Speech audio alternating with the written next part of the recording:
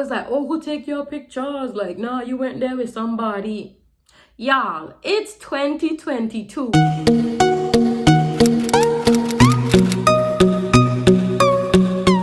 One of the things I recommend is for everybody to take a solo trip at least one time.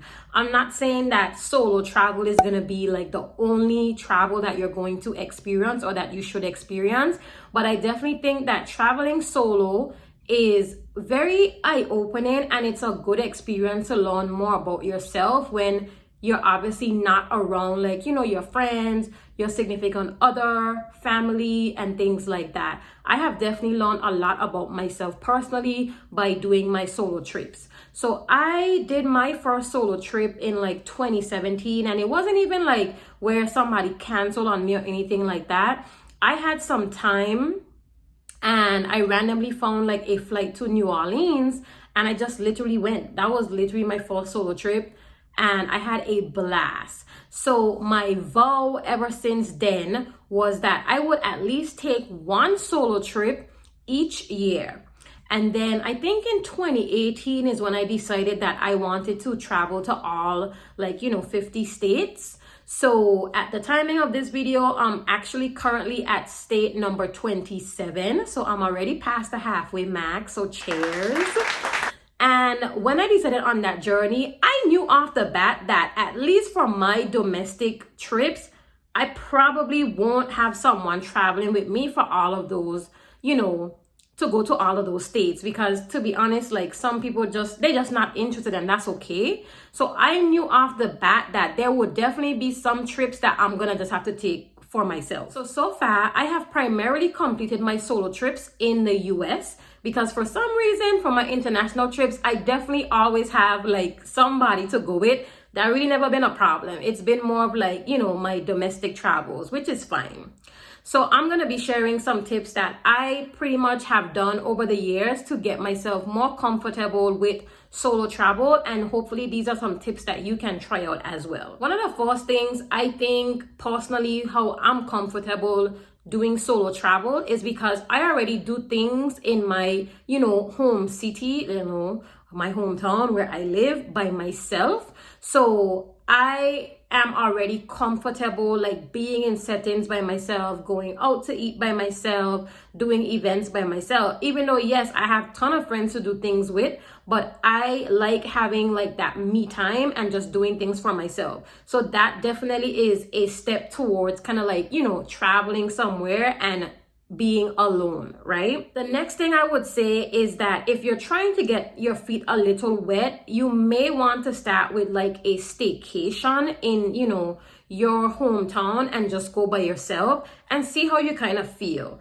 Like, solo travel is not where every minute of the day like you have to be doing something, but it is to also relax, have a good time, and enjoy wherever you are traveling to. So I would also recommend kind of starting with like a staycation by yourself and seeing how you kind of like feel, like, you know, being in like a hotel on your own and things like that. When it comes to picking your next destination, honestly, you guys know how I primarily travel is by just picking somewhere that is cheap at the time, that has a deal. So that can vary, you know, based on your own personal travel, I guess, goals or your bucket list or whatever. But I would definitely say if you are going to go out of the country, you may want to pick a destination, at least for your first solo trip, where if you're primary language, for example, is English, you may want to go to a country that is primarily English speaking, just so that you don't really have like that barrier to communication, especially because you are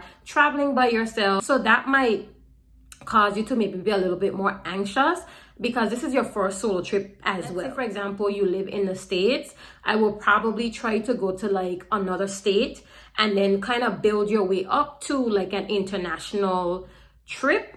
Or if you want to start with international, then go right for it. Okay? So let's say if you do choose an international destination, you may say, you know what, like, let me go to like a Caribbean island They may have like all-inclusive resorts, and that can help you if you like those type of things. It can definitely help you with not being as stressed with like planning different things or worrying about, okay, where to get food from and things like that. You know that with an all-inclusive resort, for example, you'll have everything that you need right there on the resort. When it comes to your location, well, in terms of accommodations, I recommend that you stay in the heart of the city. So wherever you're traveling to, you know, that downtown area, I recommend staying there because one, it provides easy access to a lot of different things, like for example, possibly like public transportation, just, you know, restaurants, things to do, etc. So that way you don't have to worry too much about like, oh, well, I have to get in an Uber to go here, or I need to, you know, hire a driver or get a taxi.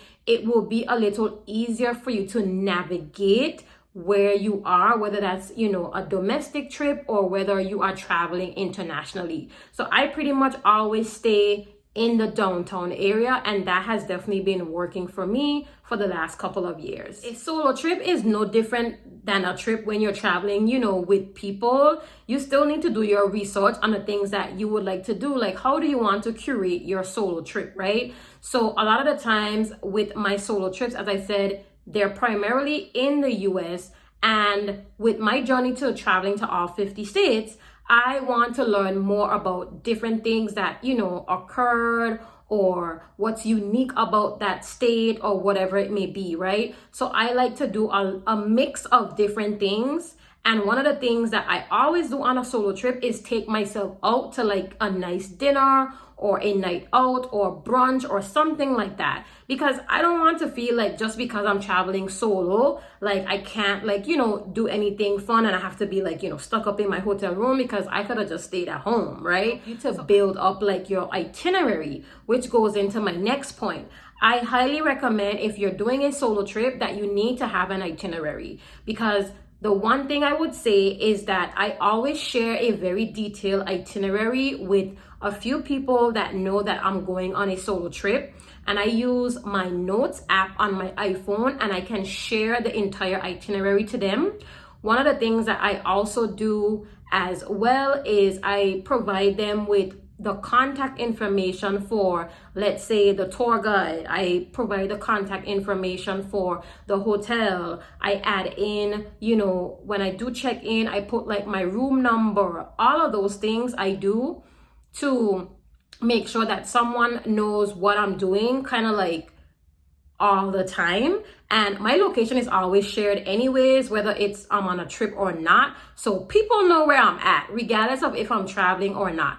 So that's another tip that I would say is, and that's more on the safety side, I always create an itinerary and I put as much details in it as possible. And my location is always shared so someone knows where I'm at all times. So now let's talk about like taking photos on your solo trip. So a lot of the times people are always like, oh, who take your pictures? Like, nah, you went there with somebody. Y'all, it's 2022. I took my own pictures, okay? Or I just asked somebody. Like, it's literally not that difficult or hard or whatever to get your picture taken if you're traveling by yourself. I promise y'all, it's not, you know, some rocket science or anything like that. Normally, you can do a few things. You can bring your own tripod and use apps such as like Lens Buddy. And you can take like multiple pictures in the app with like a built-in timer. And I've definitely been loving using Lens Buddy. And I always walk with my tripod. And then the other thing is, consider doing like a photo shoot when you travel. So I have definitely done that before, where I have booked a professional, you know, photo shoot experience, because something about getting like really nice pictures from your vacation. Like, don't get me wrong. Yes, you can get some really good pictures on your iPhone, but that professional camera be hitting. So that could be a 2-in-1 where you are getting nice pictures and then that's still an activity for you to do on your solo trip. And then honestly, guys, you can literally just ask your tour guide to take a picture of you. Yes, you can do that. Okay, they're not gonna bite. And then the other thing I would also recommend is, let's say you're in a very touristy area or like say like a very iconic part of like that town, trust me, there are gonna be other, visitors and tourists in that same area that want pictures as well. So just literally like swap. Like if you see them taking pictures or they want to take pictures and maybe, they don't have someone to take their pictures, volunteer. And I think that has been something that has worked for me as well, where I would just take somebody's picture and then they take my picture. So when it comes to safety, I kind of touch on it a little bit in terms of me always sharing my location with, different people, and also my detailed itinerary. One of the things I would say off the bat is whether you're traveling solo or not, domestic trip or international trip, you need to trust your gut, okay? And I'm a very self-aware person in general, so I know my surroundings and I'm very aware of, who's around me, who's kind of walking too close to me, things like that. So I'm always like very conscious of making sure that I'm trusting my gut and being very aware of my surroundings when I travel solo or just in general. The other thing is you should not let your phone die at all. I mean, on any trip, but definitely not a solo trip, right? Because you don't want to worry, your family, your friends, your significant other, things like that. So I always have a portable charger with me, and my phone is never dead because I would need that. I'm relying on that basically for directions, to go to my next event or go to my next tour or whatever. And obviously staying in contact with the people at home, right? You want to make sure that you're communicating, like just as you would when you're traveling with your friends. You would want to communicate to be like, yeah, like I got checked into the hotel, here heading to brunch now, heading to my first tour, things like that. And I think that should be kind of normal for people. But if it's not, I would definitely say like definitely check in and communicate throughout your trip. One of the other things is I never tell people that I'm traveling by myself. Like I always have like a friend that lives there, or like my friend is at the hotel, or my boyfriend is at the hotel, or I'm meeting up with friends, or whatever it may be, whatever story you want to come up with. But I never really tell people that I'm traveling solo because it's just not safe, especially like even when you are going into like Ubers and things like that. Of course, sometimes they try to like talk to you, but I don't really be disclosing that like, oh yeah, I'm visiting by myself or anything like that. I'm always like, oh yeah, like I'm about to meet up some of my friends at this place that you're dropping me off to and things like that. So there's a safety thing now that you can actually use with Uber, for example, where when your driver comes, they actually can't like drive off to like start the ride without you giving them a very specific PIN number that shows up on your phone. So that's something that I always do regardless of if I'm solo or not. But I'm just saying that definitely for a solo trip, you can make sure that you activate that safety feature where you have the PIN. So when you get into the vehicle or when they stop, and I never say like their name, I have them tell me like who they're picking up, and then I have them enter the PIN, and that's how they're able to, see my route, and we're able to go. You guys should know this already, but it's okay if you don't. You can share your location when you're using these rideshare apps. So for example, if you're using Uber, you can basically choose to notify, your different contacts of like, okay, this is your Uber route. So it's very safe to do that as well. The next thing I would say is like safety tools, and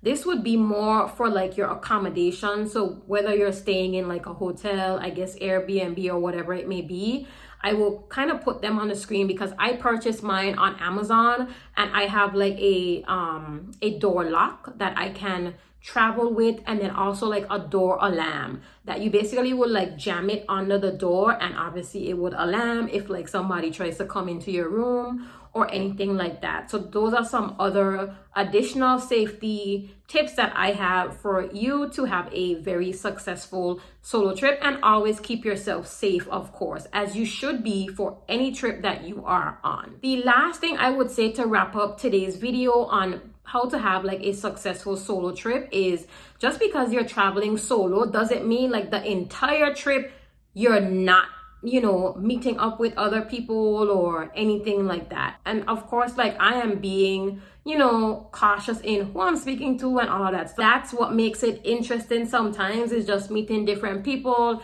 and having a great time. That's all I have for today's video. I hope this was helpful in sharing very practical tips that I use personally to make sure that I have a grand time on my solo trips. And one of the things I would say as well is solo trips is literally what you make it. As I said earlier in the video, if you want to just go on a solo trip to just relax, you can definitely do that. Don't feel like you have to like jam pack your whole trip with a bunch of things to do. Like, it doesn't have to be like that at all. So I hope this was helpful, as I said, and hope to see you planning your next solo trip soon. Don't forget to like, share, comment, and subscribe to my YouTube channel so you don't miss other videos. Bye.